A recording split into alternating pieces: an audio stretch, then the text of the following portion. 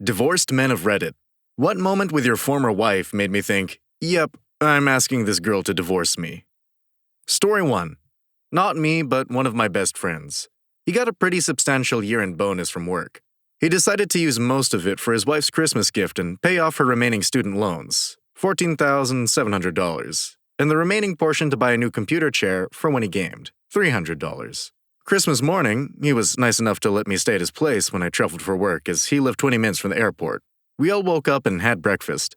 His family and her parents came over, and we started exchanging gifts. Besides paying off her loans, he had gotten her a few items. She opened the card saying her loans were paid off. She just sat there for a minute. After the silence, and assuming she was kinda in shock, she asked, "Did you seriously not get me anything else? I bought you that stupid keyboard," the wrong one, by the way, "and you only got me a few things?"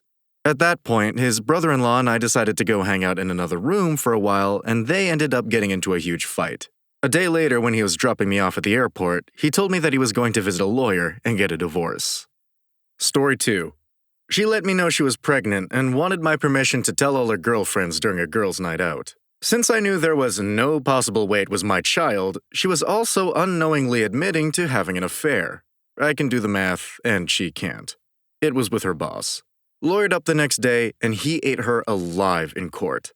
I got primary custody of our child we already had, child support, and a sheriff's notice that she had to vacate my home in 30 days. I never knew she could be that stupid. Story 3. My wife was around less and less. Had to be free to live her life and go out with her friends. More often than not, she would call me to pick her daughter up from daycare after promising to pick her up and have some girl time. Just tell her I'm working later, not feeling well.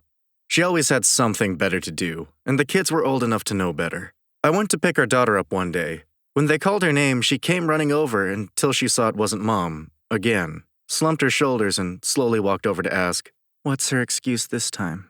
That was the breaking point. Told her to get out, and even helped pay her security deposit to get her out. Story 4. When my stepdaughter became a teenager, my ex ramped up the nutso. She had always been an impatient, angry screamer of a parent.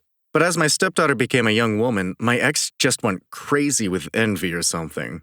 I know lots of moms have a hard time with teenage daughters, but their base level of patience is so much better than my ex was. Threats of cutting hair in the middle of the night while my daughter slept, pulling hair, slapping her face, ridiculing in front of her friends, swinging something that missed and putting a hole in the wall. I was out with the kids. Story 5. I was working on a mother-daughter scrapbook as a Christmas present for her. Was going through her Google Photos account looking for pics of them together. Came across a selfie she took with some dude laying on her. Confirmed her second affair. Knew it was over the moment I saw it. That has messed me up pretty well. Story 6. We flew across the country for her sister's wedding. She didn't say a word to me the entire time since we had parked at the airport. Once we had landed at our destination, we walked to baggage claim. Absolute silence proceeding for several hours now. At the carousel, I picked up her bag when she took it out of my hands and calmly stated, "None of my family knows you're here." I told them I came alone. She walked out of the airport and left me there. Story 7. Narcissistic personality disorder made for some really fun scenarios. During the last year and a half of our marriage, she became extremely psychologically abusive.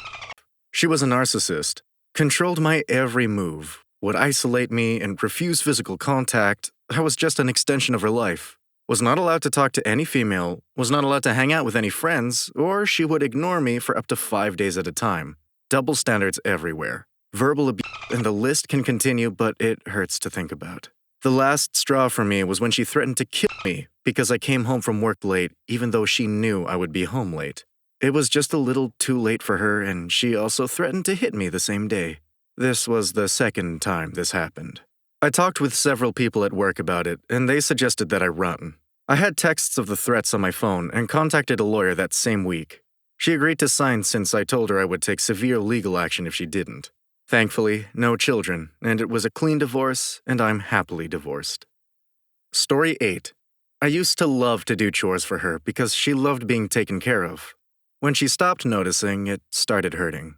Then one day I made a bench for our entryway out of barnwood. Took about 40 hours of work. She walked into the house after work that day and set her purse on it and proceeded to start a fight where she told me that she was mad she got married to me. She stormed out of the house, grabbing her purse. Never noticed the bench was there. I knew then, but I think she already knew. Story 9. Finding her on Christmas Eve, still sexting a coworker whom she claimed she was no longer in contact with, having been busted sexting him previously also. I cleared out of there like a blackjack dealer. Ho, ho, ho.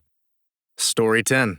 When after being in Afghanistan for 8 months, May 02 to November 02, she was missing, had my car, found 2 random women with kids and pets living in the apartment I paid for, the electricity cut off, no money in my bank account, a pay advance authorized by my commander, and a friend telling me to go easy on her because she was 5 months pregnant with his kid. Oh, and he had had heart surgery to remove some kind of cysts from his heart just before I left. He was 23, had a pacemaker, and basically half a heart. If I scared him, he could die. I'd say that was the moment. Story 11. When I, as the only earner in the house, was denied buying a new pair of work boots in December because she needed the money to buy vaccines for the puppies. She bred dogs as a hobby. I was a framing carpenter in Ohio. My current work boots were toast, holes in both, no soles. I needed them. Her puppy vaccine story was crap. Her hobby was dogs, but she was a pro at popping pills. That's what she needed the money for. I was done with her by March. Story 12. I endured a physically, emotionally, and mentally abusive relationship for over 6 years with my first wife, 4 of which we were married. There were many, many instances that should have caused our marriage's demise. The proverbial straw that broke the camel's back, though, was 8 days after I had major oral surgery. Due to a freak medical occurrence, I had to have 28 teeth cut out and 2 holes drilled into my sinus cavities from the top of the back of my gums. She and I were in a grocery store parking lot, and I asked her not to start an argument in the store because it's a small town and I was so tired of being those people. Her reaction was to backhand me in the mouth. 6 times. Or at least I counted 6 times because I'm pretty damn sure I lost consciousness. I just remembered waking up when we were pulling into our driveway while she was freaking out because my face is against the window and blood is coming from my mouth like a fountain. Story 13. We met and spent the first 7 years of our married life on the West Coast, then moved east. 5 years later, I took a job back on the West Coast, but it was the middle of the school year, so I went out ahead and lived on my own until everyone could join me. Things hadn't been very good between us for a while, but I hadn't articulated it to her, or even myself, beyond vague feelings of dissatisfaction. One weekend, out there on my own, I decided to take a day and drive to one of my favorite towns, a town in which I had lived long before I knew her, a town we had visited often while married. It was late afternoon, and I was about to head back to my hotel, when I realized that I could visit a particular beach that had special meaning to me from earlier life there. I stopped at a convenience store, grabbed a grolsch like I used to drink on that beach, and drove out there. Hiked out to a specific spot I remembered, sat down, popped the beer, and looked out over the ocean. And it hit me that I hadn't done that in over 20 years.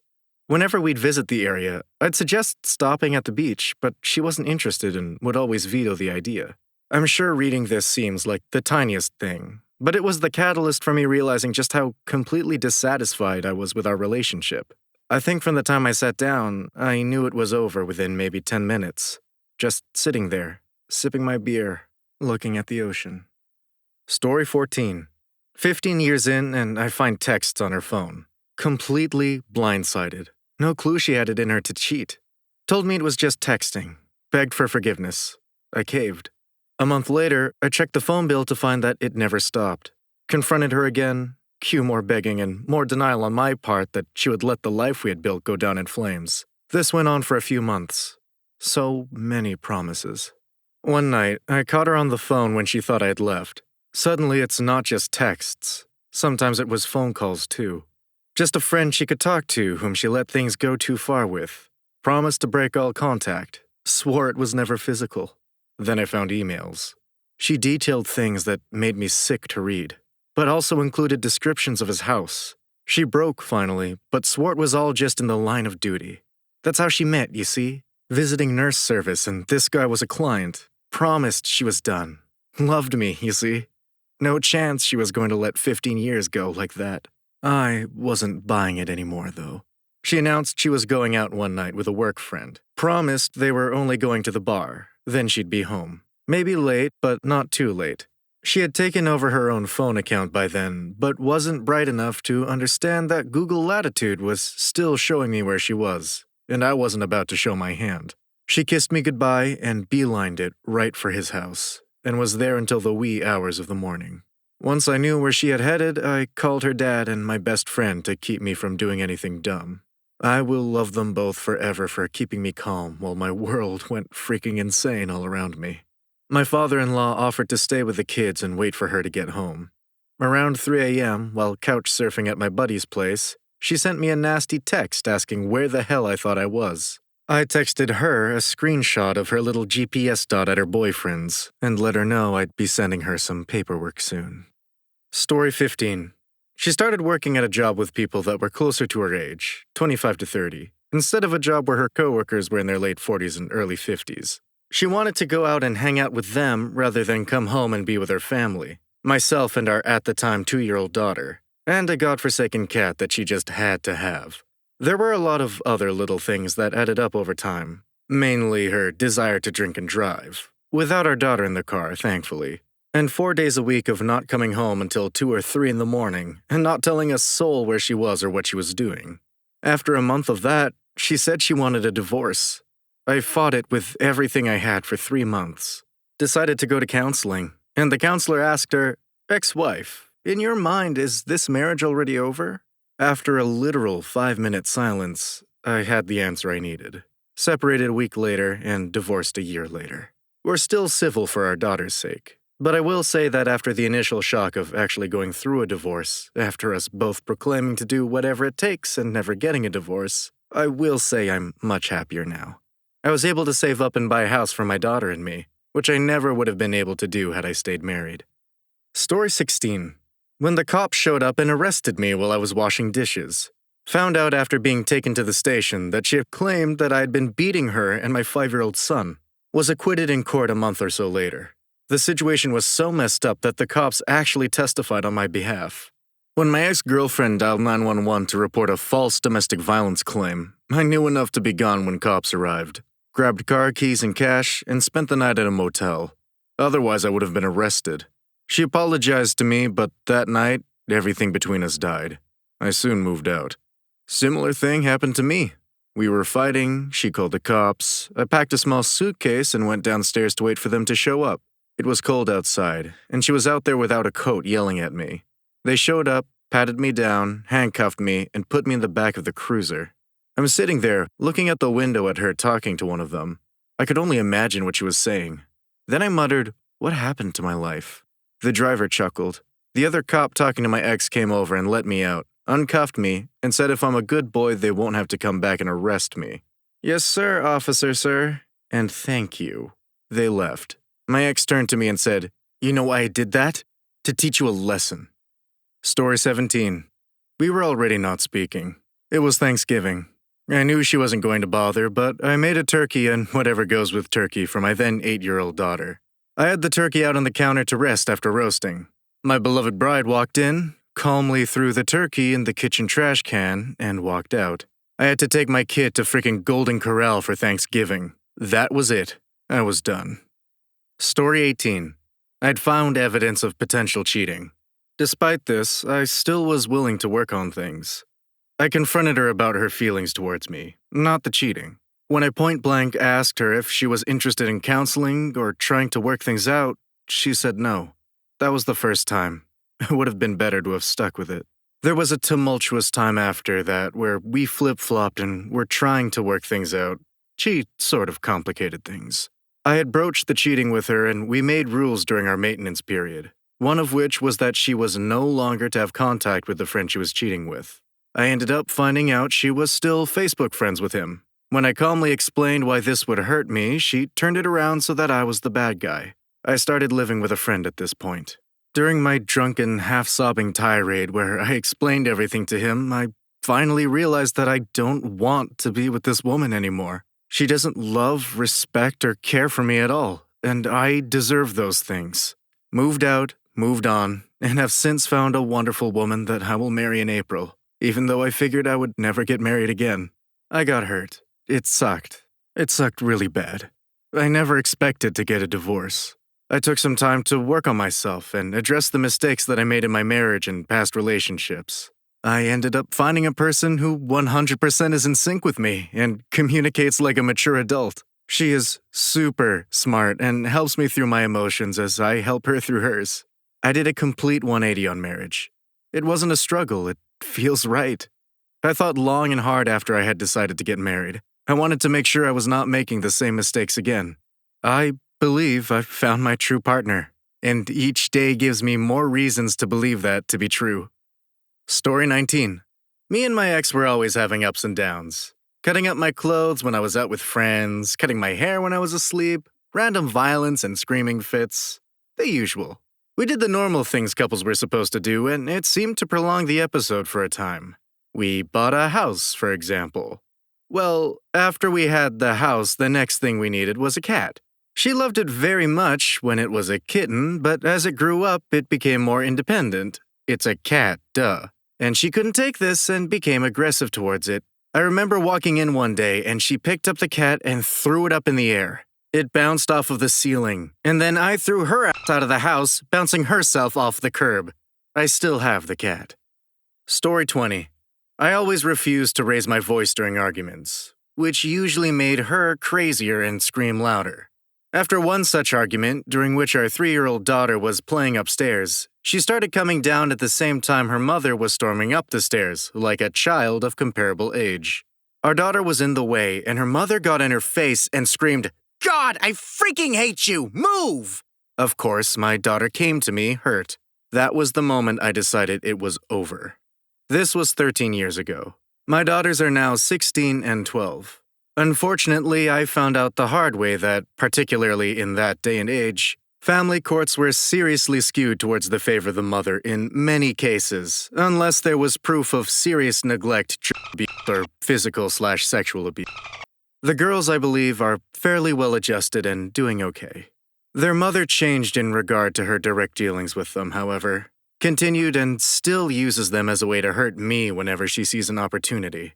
I've taken her to court for custodial interference, which is punishable by up to 30 days in jail and a $1,000 fine. And they slapped her on the wrist with not so much as an admonishment.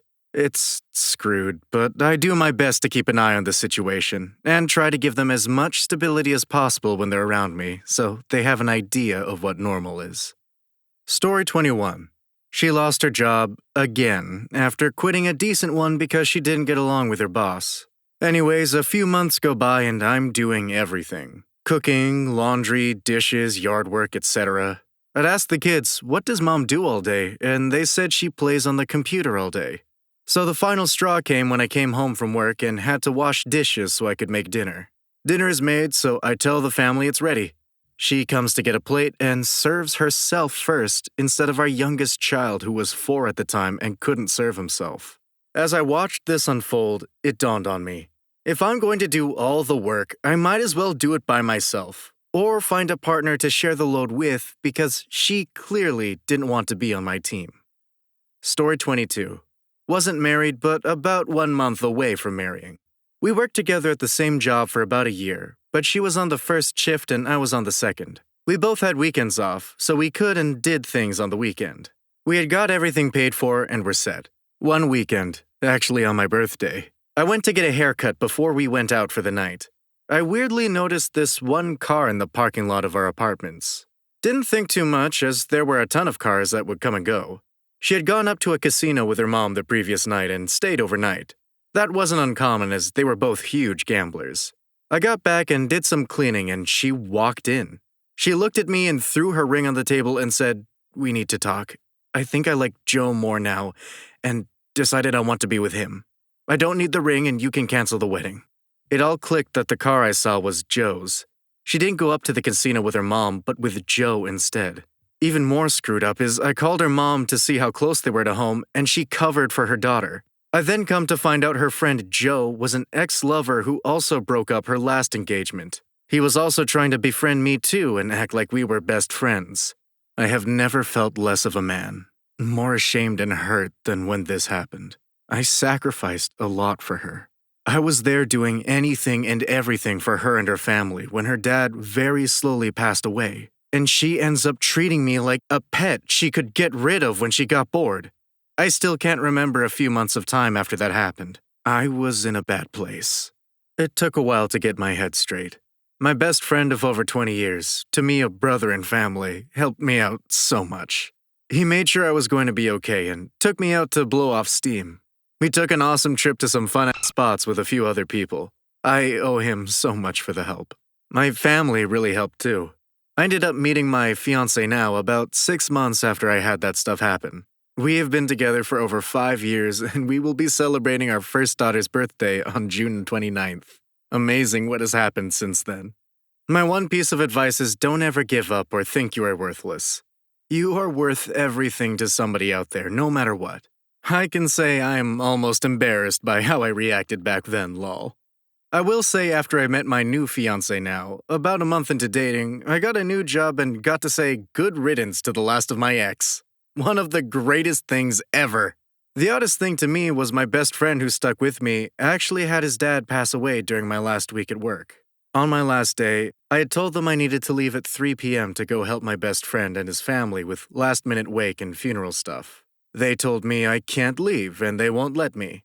After how my ex got everybody there to somehow feel really bad for her about leaving me, and I got left with people telling me how they feel bad for her, I just dropped my stuff on the ground and left. I remember the supervisor saying, "You are going to get into lots of trouble." And I looked her dead in the eyes and went, "What? Am I going to get fired?" And just started laughing on my way out. Story 23. Besides the narcissism, random violence, and violent outbursts, it was her strange punishment. Her last one doomed her. My crime?